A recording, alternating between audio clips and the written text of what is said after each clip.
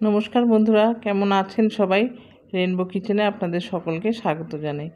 আজকে আমি আপনাদের সাথে শেয়ার করব পাবদা মাছের ঝাল। বাই দ্য ওয়ে, আমি মীরা, আপনারা দেখছেন রেইনবো কিচেন। দেখুন, আমি পাবদা মাছ নিয়েছি এখানে 500 গ্রাম। দুটো বড় বড় পাবদা হয়েছে। মাছটা এবার আমি ভালো করে কেটে নেব।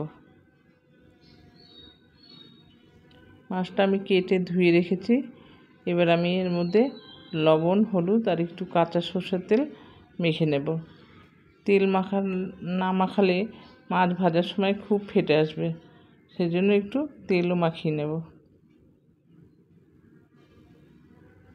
আমার রেসিপিটি যদি আপনাদের ভালো লাগে তাহলে লাইক, কমেন্ট, শেয়ার করবেন। আর নতুন বন্ধুদের বলছি, প্লিজ সাবস্ক্রাইব করে আমার পাশে থাকবেন। পাশের বেল আইকনটিও ক্লিক করে দেবেন, তাহলে সমস্ত ভিডিওর নোটিফিকেশান আপনাদের কাছে পৌঁছে যাবে সবার আগে।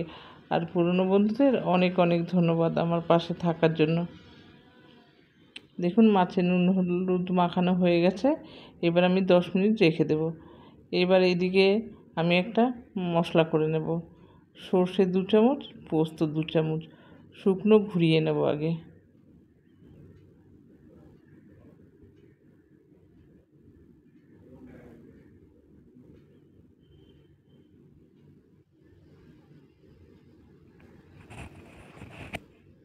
খুবই সিম্পল, কিন্তু খেতে কিন্তু অসাধারণ হয়েছিল।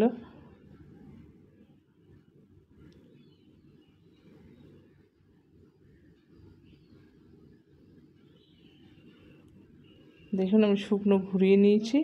এবার কটা কাঁচা লঙ্কা দিয়ে দেব। কাঁচা লঙ্কা দিয়ে একটু জল দিয়ে আবার পেস্ট করে নেব। আর একটু লবণ আর হলুদ।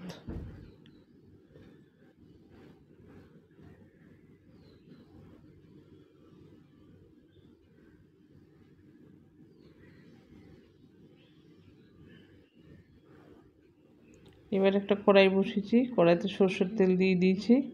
তেলটা ভালো করে গরম হলে মাছগুলো ভেজে নেব। খুব সাবধানে মাছগুলো ভাজতে হবে, নাহলে ছিটে আসবে।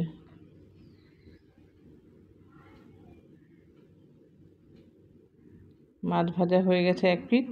এবার আমি উল্টে দেব।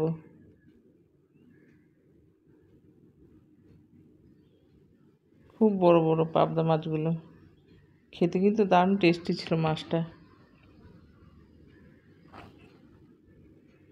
আবারও ঢেকে রাখলাম।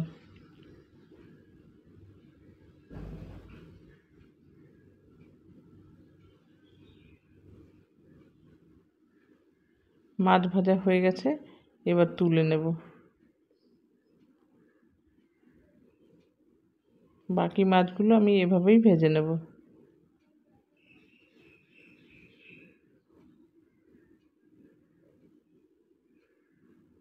এবার ওই তেলের মধ্যেই কালো জিরা ফোড়ন দিয়ে দিলাম।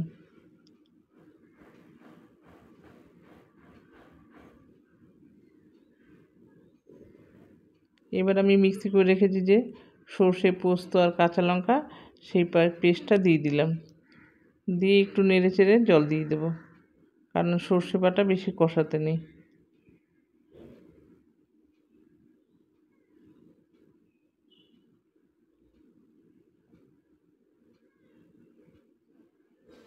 এবার দেব একটু হলুদ গুঁড়ো, একটু কাশ্মীরি লঙ্কার গুঁড়ো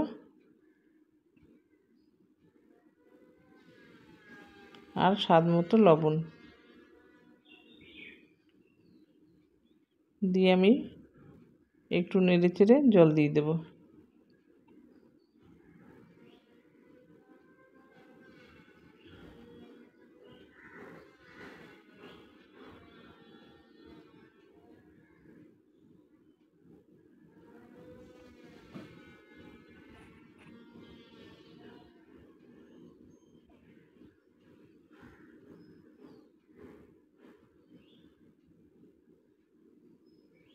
খুব বেশি জল দেব না, কারণ একটু গ্রেভি হবে ঘন।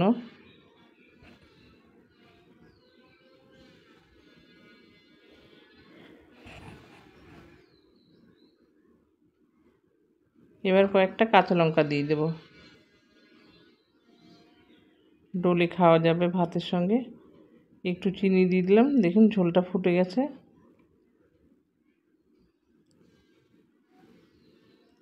এটাতে মিষ্টি হবে না, একটু ব্যালেন্সটা সুন্দর হবে। এবার আমি ভাজা মাছগুলো দিয়ে দিলাম।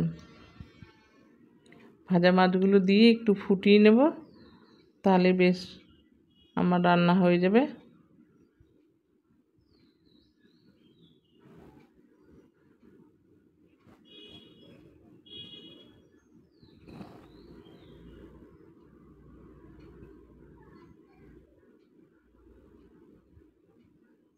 খুবই সিম্পল রান্নাটা। ঢেকে রাখলাম। দেখুন মাছের ঝোলটা আমার হয়ে গেছে। উপর থেকে একটু কাঁচা সর্ষের তেল দিয়ে দিলাম, দিয়ে 10 মিনিট ঢেকে রাখবো, তারপরে সার্ভ করে নেব। ঢেকে রেখেছি, 10 মিনিট পর আবার ফিরে এসেছি। দেখুন আমি সার্ভ করে নিয়েছি। আবার দেখা হবে পরবর্তী ভিডিওতে। ভালো থাকবেন, সুস্থ থাকবেন। অনেক অনেক ধন্যবাদ।